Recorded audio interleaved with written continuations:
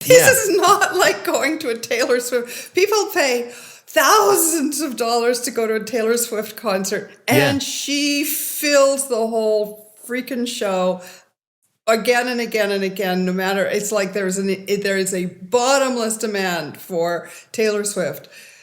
Trump shows are free, and he cannot fill a small rodeo arena. My name is Brittlestar, not really. And I'm Sandy Garossino, really. And this is Canada Watching U.S. News.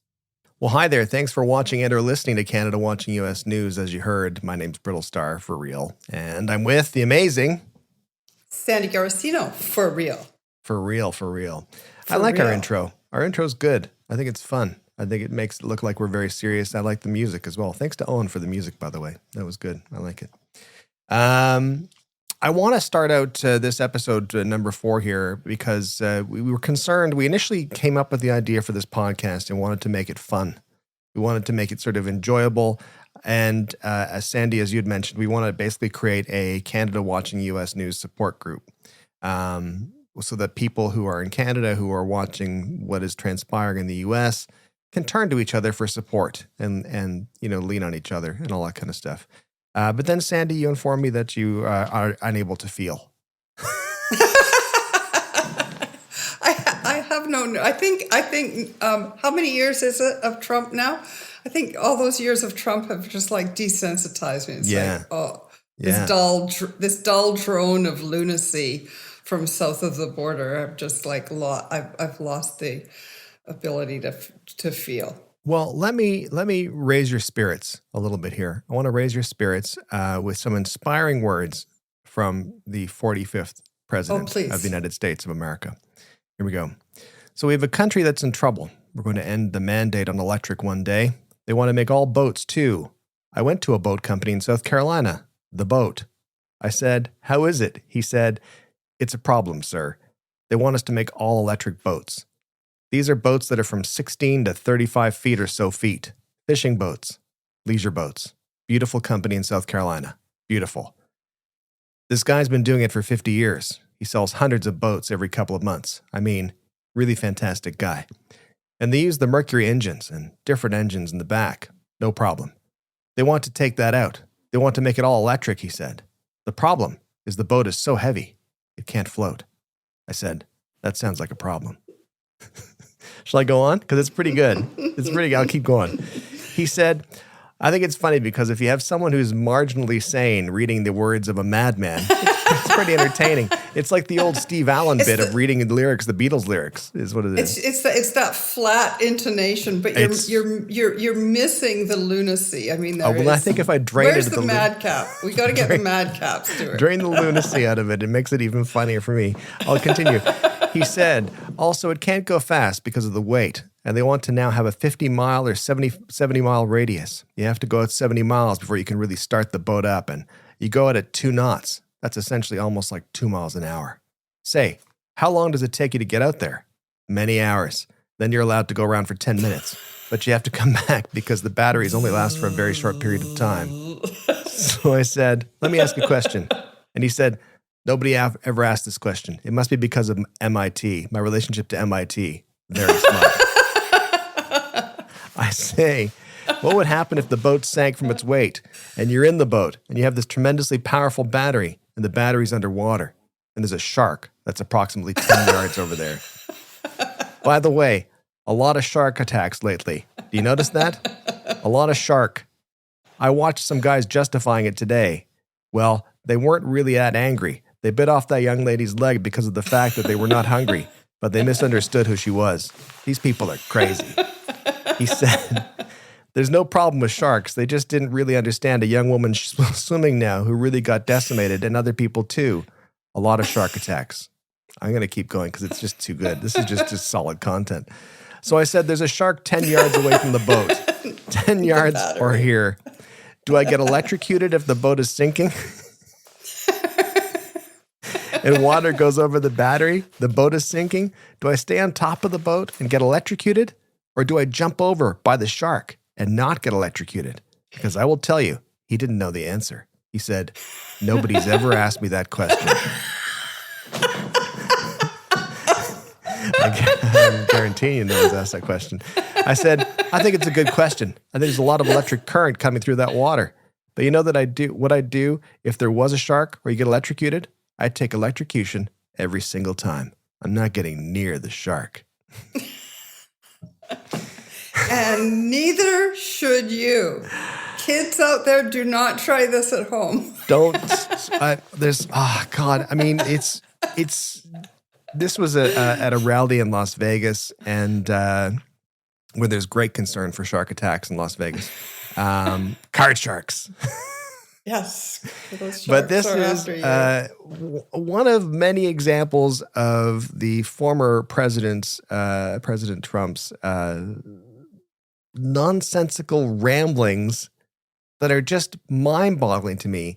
And there's a huge part of them that is, as demonstrated, very entertaining, very, very funny, until you realize, oh, wait, he's going to have tremendous power if he gets back in office. And when he had tremendous power, that was part of the panic, was thinking, this guy's kind of funny, and what he says is kind of like crazy uncle stuff, but he's also a lunatic, obviously, it seems to me. I'm not diagnosing him. I'm just saying that he's just a goofwad. I don't think there've been enough people diagnosing him. Remember how, like, the first time he was running, or early on, and there was all of this nonsense about, well, if you haven't like when people were commenting on, he seems crazy. This guy seems nuts. Yeah. And then, that's a diagnosis, and if you haven't examined him personally up close, then you don't know if he's nuts. And it's just like, this is all getting a little bit too nuts. So the guy is, he is nuts. He's also an incredibly lazy thinker, and he'll just go with whatever's in his mind, and part of this, don't you think, Stuart?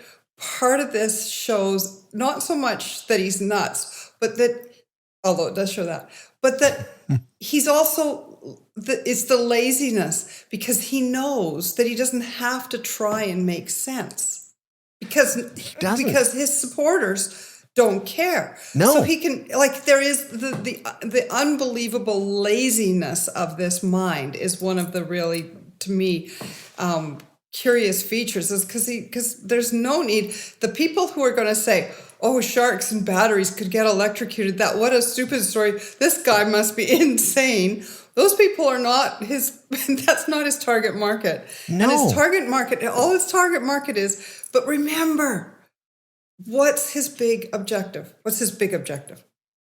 Well, to be power. Talked about, to be on camera. Yeah. Because that is the route to power. But he actually doesn't even really want to have power. He just doesn't want to lose. And he doesn't want to get prosecuted and potentially jailed. And he doesn't want all the bad things that come with not being in power. He's kind of boxed himself in. But, and then he just wants adulation. He wants the power in order to get the adulation. I mean, what's ridiculous to me? And we're talking about him. We're talking about him. I know, we're talking about him. We have a whole show. We're exactly talking about this. But it's a support group more is what it is. We're trying to help people. Exactly. Yes. We're trying to help people. We want people to write in with their problems, thinking about anything else. Yes, please do. Please comment in if you have certain questions or concerns or worries, and we will discuss them and worry and concern together. But there's a great article which you and I talked about in the Atlantic by Tom Nichols, and talking about his gibberish and his nonsense and all that kind of stuff, called "Let's Talk About Trump's Gibberish." And one of the points that really stood out to me is that when people go to see Trump at these rallies, he starts spouting off this sort of, goes on these rants and these sort of long, rambling, nonsensical, go nowhere type things, and just like you're like, how did we get to talking about batteries? Like, how is this his argument against it? But as Tom Nichols points out, when you look at the rallies, you see people, when he starts to ramble, people like start talking to each other. They pull out their phones, start going on their phones. It's like a baseball game. It's like a baseball. It's like every baseball game to me. But it's like, it's also, to me, it's the first thing I thought of was it's like when you go to see a band that you like in concert and then they play that song that you hate and you're like, all right, time to go to the bar, maybe go for a pee. That sounds great. Drum solo. Yeah, exactly. It's like, I'm not interested in this. They don't do drum solos but anymore. it doesn't pull away from, they do drum solos. Let me tell you, they do drum solos, and it drives me insane.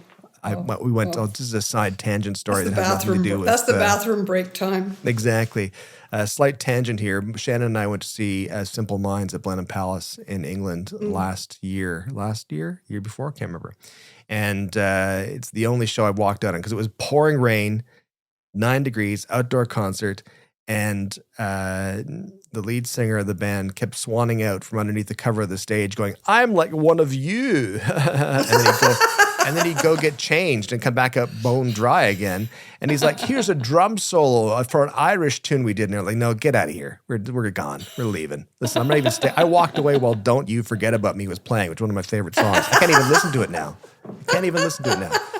It brings back It's dire painful. memories. It does, exactly. And then I got soaked on the way out, and I got a soaker, and I was wearing my waterproof vesties from Vancouver, and except they don't waterproof if you step into a puddle that's bigger than them, and the water goes in, then the water can't get out. It's a whole thing. Anyway, I digress. But my point is, when did Trump supporters have that moment? When do they have the I don't care, I'm walking out of Don't You Forget About Me? When are they going to get to that point?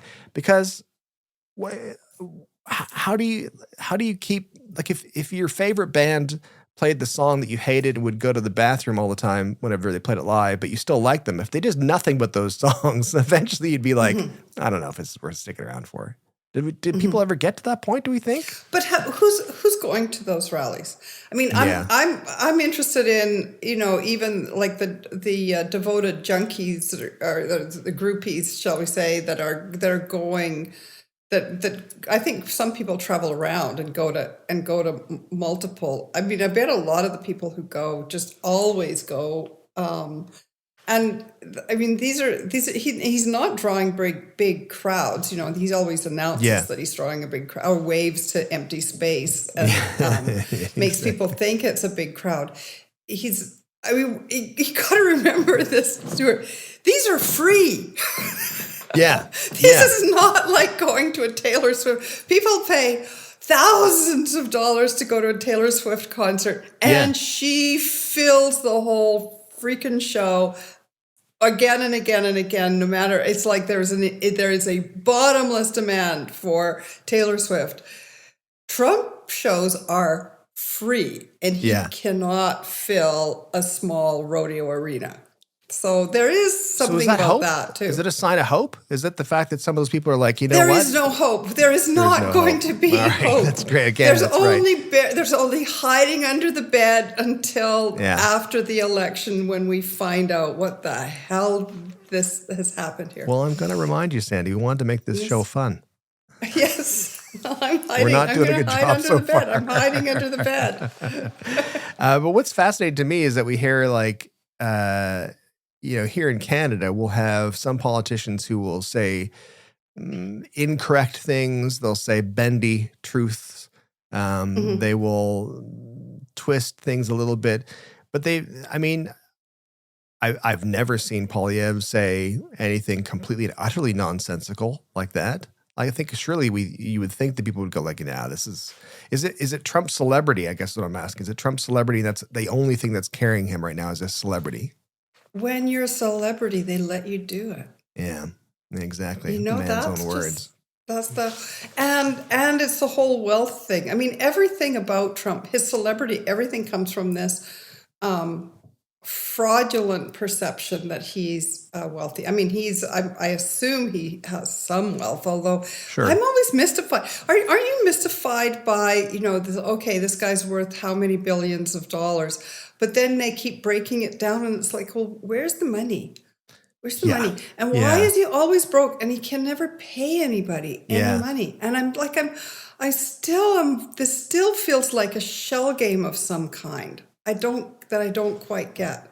Oh, for sure. Yeah. I've always been under the impression that his liquid assets were pretty slight, and he had money tied up in other stuff, and people who he owed that money to weren't going to let him lose anything because they wanted to have a hope of getting their money at some point. which is, I think, a lot of businesses based like that as well, like a lot of bigger businesses based like that. But yeah, they sort of have this notion where I think there's people that are supporters that are still putting up with this nonsense and this gibberish and this craziness. I don't know if it's just because they think, oh, if we get close to him, maybe we'll have gold toilets. Maybe that's I don't want to blow it otherwise.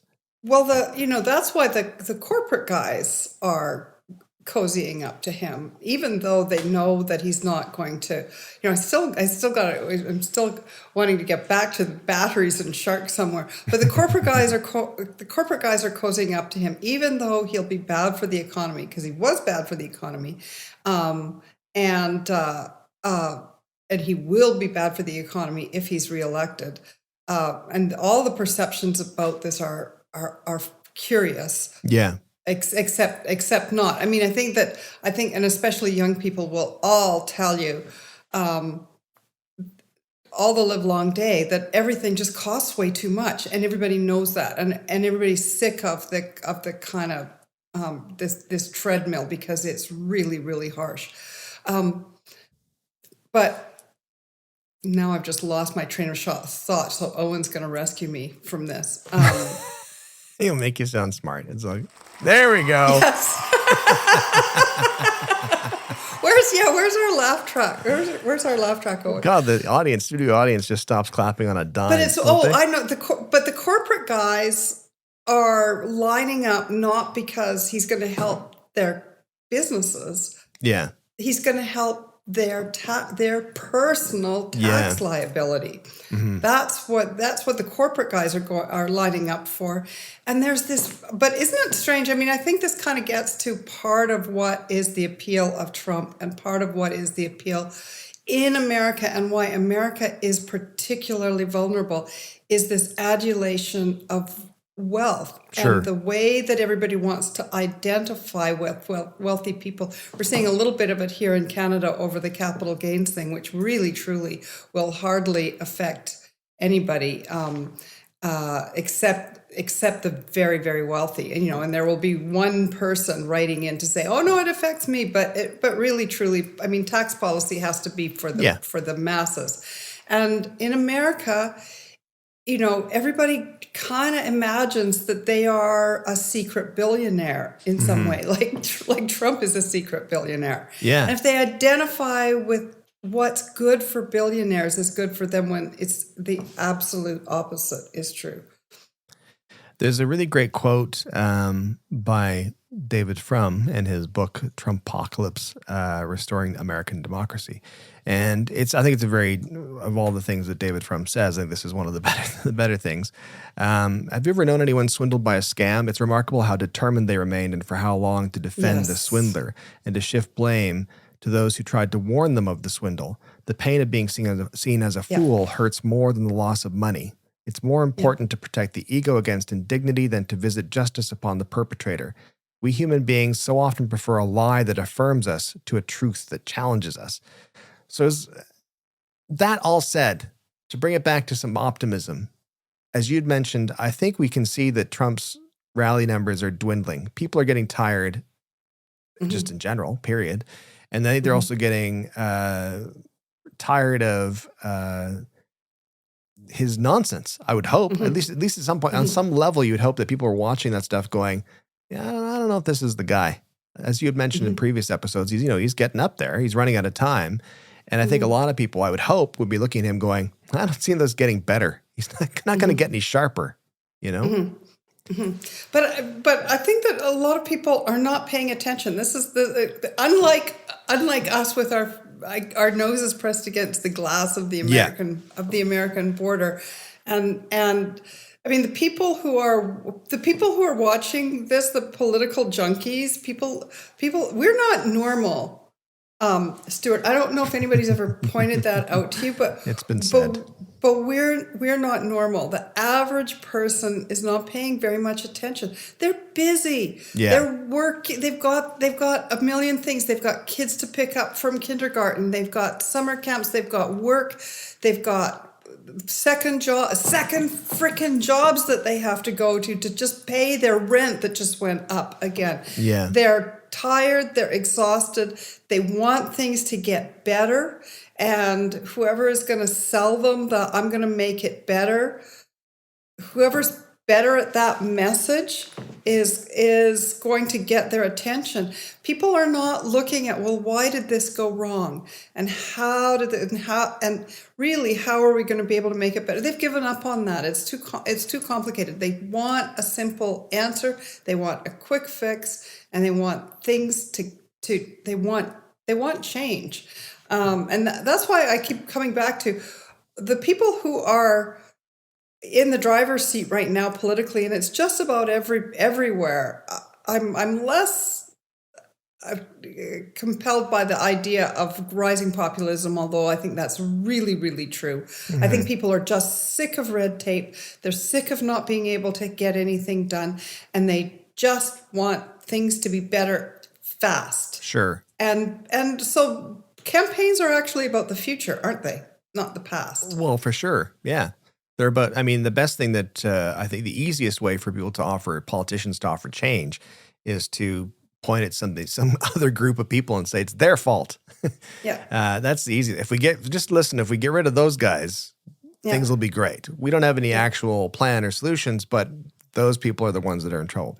And, speaking to that, I mean, one of the things that works for Trump is in the same speech in Las Vegas, he ranted about immigration and the border and all that kind of stuff. Mm-hmm. And it's really, the stuff he says is, straight up offensive. Yeah. There's nothing, you can't sort of listen to it and read it and say, no, I think he's got a point. You're like, wow, this is just like massively hyperbolic. This is just crazy over the top. Mm-hmm. So with that in mind, and with the, I'm going to ask a question that is maybe slightly controversial. Right now, Owen's sweating. Don't, Stuart. Don't say anything controversial. Don't want to get in trouble. People are going to get mad at us if you say something controversial. It's not that controversial. No, here's my thought. And I wrote about this actually in my book, Welcome to the Stupid Apocalypse. And I think I got that name before David from Apocalypse. Maybe, I don't know. I don't really care. The question was, the story rather goes that there was, before Trump was elected, there was a fellow who came up to me in California, and I was at this conference thing, and he said to me, we were talking about the likelihood of Trump getting in and how it seemed unbelievable and unfathomable. And he said, I don't think everyone should be allowed to vote. And I was like, that's a terrible thing to say. It's a horrible thing to say. And at my core, I maintain I feel the same way. I maintain that is a horrible thing to say. I think that in a democracy, you need everybody to vote. However, just to play devil's advocate. Okay, here it comes. Here it comes. However, not those morons. Well, there's a little bit of that, but to your point, and as I've said as well previously, if people are busy treading water and they're willing to overlook, because they're so busy treading water, they show up at Trump rallies for entertainment's sake more than anything, and they think it's a show. It's a celebrity who's come to town. Are you able to, as a person, and I'm not going to separate those people because I think they're living their lives, they're doing their thing, and that's whatever. And I'm sure lots of them are absolutely lovely, and they're very, very busy, and they're all treading water, and that's what everybody's doing. But do they even know what they're voting for? And is there any way to convey reality to those people? Or is it just they're stuck into the idea of well, Trump's marginally more mobile than Biden, and that's all that matters, I guess. But I want to get back to this. I think you're kind of skating a little bit here, Stuart. I think you've kind of you dipped your toe into the not everybody should vote. Yeah. And then you kind of but why? Yeah. So I want to go back to what are you really thinking about not everybody should vote? Well, I just think, I think the idea that, I think theoretically everyone should vote. Absolutely. Isn't the problem that not enough people are voting? Absolutely. 1,000%. However, I think the reason not enough people vote is because they don't have the time to invest. They don't, it's like you were saying, A lot of people aren't like us. They're not reading about this news stuff all the time. They're not invested. They're not as much inside baseball as we are. They're sane. They're sane and they live happy, well-adjusted lives. And that's exactly. And their emotional nerve endings are still intact. But I think there's an argument, and I don't know what the answer is, but there's an argument to be made of like the people who have no money and aspire to be a millionaire or a billionaire, who are attending Trump rallies in the U.S., they're not doing themselves any favors whatsoever. Like their vote is not helping them at all. They might think it is, but I don't think it's helping them at all. Well, yeah, but it's their vote. Yeah. I actually, there's a certain division of opinion. A lot of people are saying like if people had to vote, if there was mandatory voting. Right. And Australia has that, I think. Is that right? Yeah. I don't know that there's, once you entrust a nation's future to everybody in the country to decide, there you the are. Life of the damned, right there. When it's not just me and thee who get to make these decisions. But I don't know. I kind of feel.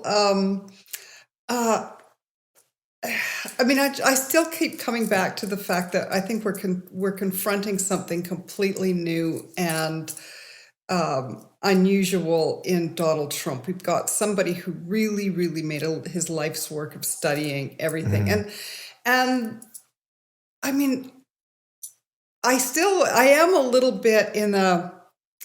I don't think that a lot of Trump's voters are voting for him because they like him. I think a lot of them do. Mm-hmm. I think a lot of people, we live in our groups, our communities. We get influenced by each other. It's like, well, what are our friends going to do? What do the people around us think about a particular issue? That's why it's so interesting how you can change public perception about an issue, for instance, like abortion or gay rights. I am old enough to remember. I remember the beginning of the AIDS crisis. I remember when this so-called plague first started. Look how many people we've lost. We went from, in a period of 30 years, we went from people having to completely hide their lives, their identities, everything about themselves had to be kept hidden and kept away. They could lose their job, they could lose their families, they could lose everything. And we went from that in the space of just a few decades to celebration of LGBTQ rights, gay marriage, everything, all the way, like a massive, massive change. And a lot of that came about because, I think the AIDS crisis actually made a huge difference in the sense that people couldn't hide those things anymore. And then families got involved. And the tragedy of it all just got too much, and people went, enough with the hiding, enough with the guilt, enough with the shame. And they resisted that. But the point that I'm really getting at is that a lot of people's opinions about what they're going to do is very much affected by, what are the people around me thinking and saying? And what are they going to do? What are the people like me going to do in the ballot box? And if the people like me are going to vote for this guy, maybe I'll vote for. I think there's a lot of that Trump is just much more. He is much more mainstream and acceptable in a very wide swath of American lives than what the kind of people who read the Atlantic magazine think. Right. I think you're probably right. I'm going to take us back just to another piece of transcription from Trump's Vegas rally, because it is something. I guess just the words are so good, man. And you say to yourself, who are these people that are destroying our country? Why are they destroying our country? Why is it that they're destroying our country? All of that stuff is going to end. We're not going to have men playing in women's sports. So now we're bringing up an issue that Obviously, he's talking about trans issues, and this is an issue that affects very few people, and it's not a crisis by any stretch. We're not doing it. The weightlifter, you see the weightlifter, they break a record by like 100. A record stands for 18 years, and they're putting a quarter of an ounce on one side of a barbell and a quarter of an ounce. That's what it is. Just if they could beat it by a half an ounce, and they just can't do it. They tried in the Olympic trials. A young woman, a beautiful young woman, rather muscular, I must say. Rather strong-looking, beautiful woman. She gets up, and her mother's in the front row, and her father's in the front row, and her relatives. Everyone's rooting for her. Come on, baby. You can do it. She gets up. She can't do it. She gets up to here. I can't, Mom. I'm sorry, Mom. And this goes on and on. Nobody was able to do it. Then this person... Is this the one with the squeezing and the... Anyway. I continue. Then this person, or rather Trump continues. Then this person that transitioned, lovely, he recently transitioned, and they say, do you lift? Not much. Are you good? I don't know. I'll tell you after I try. And he goes over it. Did you see this? Boom. Bing. Throws it down. Then he says, why don't I practice a little bit up here? He does it. The whole thing is crazy. Swimming, same thing. Running, same thing. It's so demeaning to women, but these people can only want to destroy our country. It is, I mean, if someone, I just don't understand it.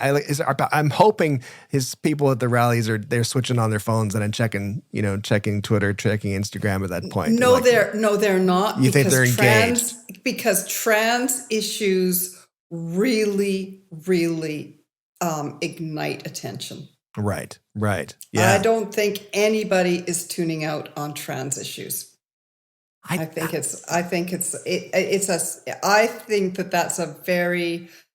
that's a remarkably potent issue. Yeah. For voters. I mean, this is what's funny and scary is that you say his words without his inflection and delivery, which I'll give him. His brand is strong. And they become ludicrous. They become totally ridiculous. Mm-hmm. And I'm not sure when that stops or how that stops or how we get people out of it and how you could convince someone who's listening to that to go, okay, everyone take a breath. This is not something you need to be worried about. People are not just randomly showing up at Olympic trials who have transitioned going, yeah, I'll give it a try. That's just not happening. Mm-hmm. It's okay. Mm-hmm. There's lots of things that will make that essentially impossible.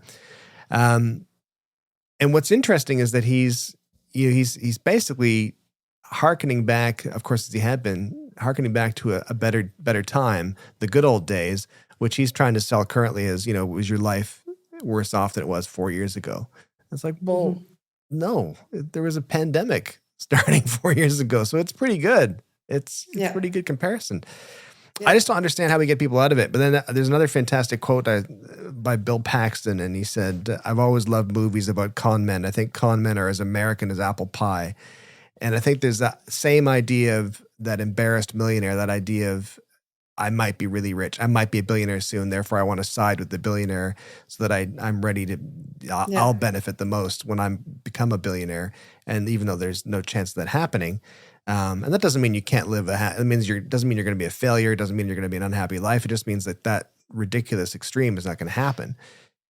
I think in the same breath, you could tie into that idea, as I think we'd said to Bruce in the previous episodes about how, America is very much, they romanticize Jesse James. It's the Jesse James culture. It's that idea of like, he's a bad mm-hmm. boy, he's outlaw, everything's wrong and I'll make it right. Mm-hmm. And we've had those people running for president and as president before. I mean, you look at people like Lyndon Johnson and stuff like that, who are like, guys and all that kind of stuff. And, but I think maybe social media has just made it too easy. Well, social media kind of stripped bare a facade. I mean, I think that this is something that has, it wouldn't be a bad thing for some of us who've been used to what's been the accepted wisdom, what's been the it used to be that the editors of Time and Newsweek, to blast from the past, New York Times, CNN, 60 Minutes, the values that those people had, and the editors and the opinion writers, and even the decisions about what news stories would be pursued and how they would be pursued.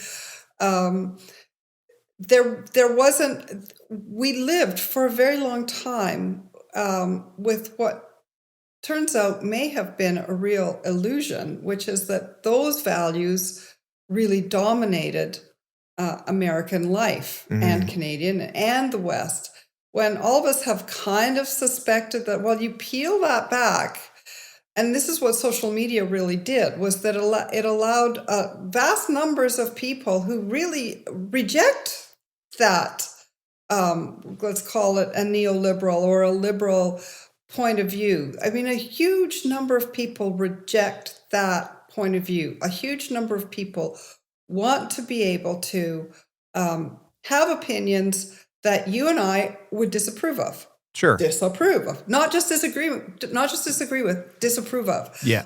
And maybe even the majority. We have to start to admit this. And I think that one of the things that has happened, one of the things that Trump has done, I mean, this is Roger Ailes as the founding chief CEO of Fox News. This is what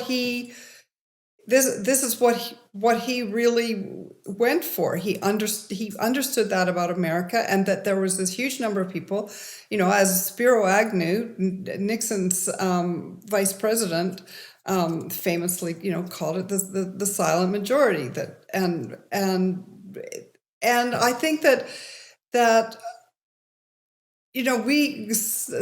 Some of us have to give our heads a shake that our opinions are really widespread. They may be, but they're not. And I think the left in general, also, every group kind of has this illusion that if just more people like them could get out, like this was always the view, for instance, in the Bernie campaign and about Hillary Clinton, that actually secretly a lot more people are way more left than the mainstream Democratic Party thought when they were putting forward Hillary Clinton and when Bernie was going to come out.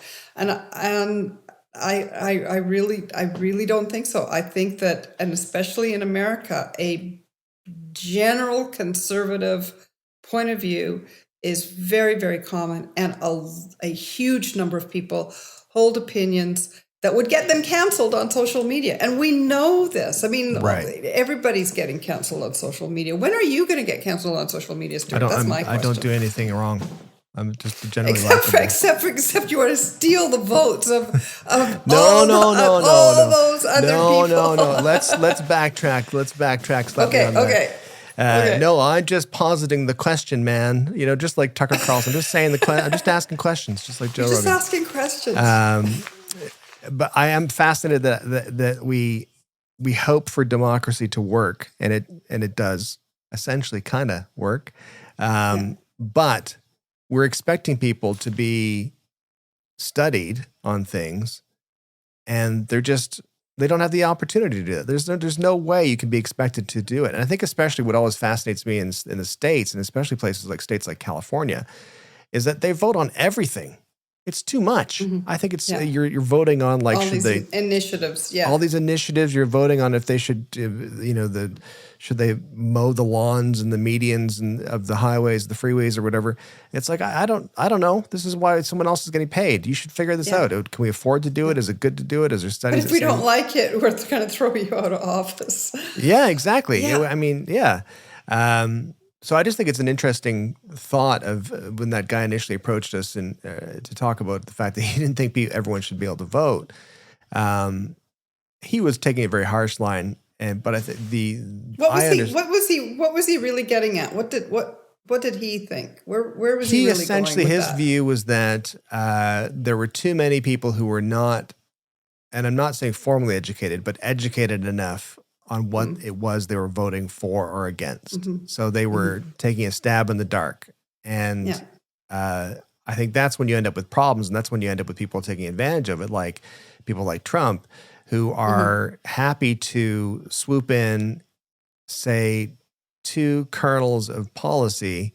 And as Tom Nichols said in that article in Atlantic, Trump will, those policy bits will sort of pop up every now and then in his rants, and he will react like, oh yeah, that's so true. That's so true. Or it's like it's news to him as well. And I think there are people like Trump that will take that, they'll do a little bit of policy, and they will just say anything else just to maintain profile and to maintain adulation in the eyes of their supporters. And that's a little bit of a scary thing. I don't know what the solution is to that, though. Obviously the idea of like not everyone should vote is a terrible idea, because it's immediately going to be switched to the benefit of one particular group or the other. However, how do we give people the time to figure out what it is, like what the hell they're voting for? Like that's the part. And I mean, this is especially now that there's this fire hose of information. I mean, and every day there's something new. And the other thing that I think that has been really negative about social media is we all know it's like incredibly addictive, and everybody is staring at their screens. But it's also the rage farming. So instead of like considering, here's an example: was COVID naturally occurring, or was it a lab leak? Well, people are poring over this and getting really upset and getting angry with each other for one opinion or another. And I don't care about that issue, because I don't think if it was a lab leak, I don't think it was an intentional. But I think that that's kind of the theory, that the lab leak theory is that this was some kind of, when that first started to make its way, there was a little bit of a sense of, was this a planned thing, which it pretty obviously wasn't. Yeah. But everybody gets all up in arms. Like, really, what does it matter? If it wasn't a planned thing, if it was an accidental thing, I mean, this was a horrific tragedy, yes, and we have to have the highest and best standards at all times. But science has been pretty darn good at saving the public. But the amount of time that people, or trans issues, like look at the issues that we're all getting ginned up about, that mostly don't really go anywhere or affect anybody in a major way. Yes, there are trans issues that it really affects, but it affects a very small number of people. But for the amount of real estate in our brains that gets seized up with how should we be thinking about it? And we can say the media, but we're all drenched in information that is being, this fire hose is shooting at us with all this information, and a lot of it, most of it, is being specifically targeted at us to get us excited and angry. And when we get angry, then we're going to make decisions one way or another. And that's, I think, in some ways, I think we're looking at the wrong thing here when we talk about Trump or talk about American politics. I think we're in a real crisis of information, because we're not looking at the information that we need to look at. And we're being trained not even to read. We don't have the time, because we are having to look at all these pictures of weightlifters. And there's just like we're looking at the wrong things, right? And we're not interested, and we have no attention spans anymore. And I don't think that this is just like, all of those other people who are going to vote for that other team that I don't like. I think this affects all of us. Well, I'm going to finish off for this episode with a reiteration of the wise words of the 45th president, which is, but you know what I'd do if there was a shark or you get electrocuted? I'll take electrocution every single time. I'm not getting near the shark. Wise words. Wise words. Something to remember. If you would like to join Words the Canada... to live by. Exactly. If you would like to join the Canada Watching U.S. News support group, feel free to sign up at CanadaWatchingUSNews.com. You'll get an email notification each time there's a new episode. And you can also follow or subscribe on your favorite podcast platform. This is episode number 4, and the episodes are just flying out there. And there's so much to talk about, and there's so much grief we have to get through. There's so much worry. But we're going to try to keep it light. And so many drugs we have to do. We have so many drugs to do. Each person struggles on their own and finds their own way. But thank you so much for watching and listening, and we'll see you next time on Canada Watching U.S. News. Take care. See you next time, everybody.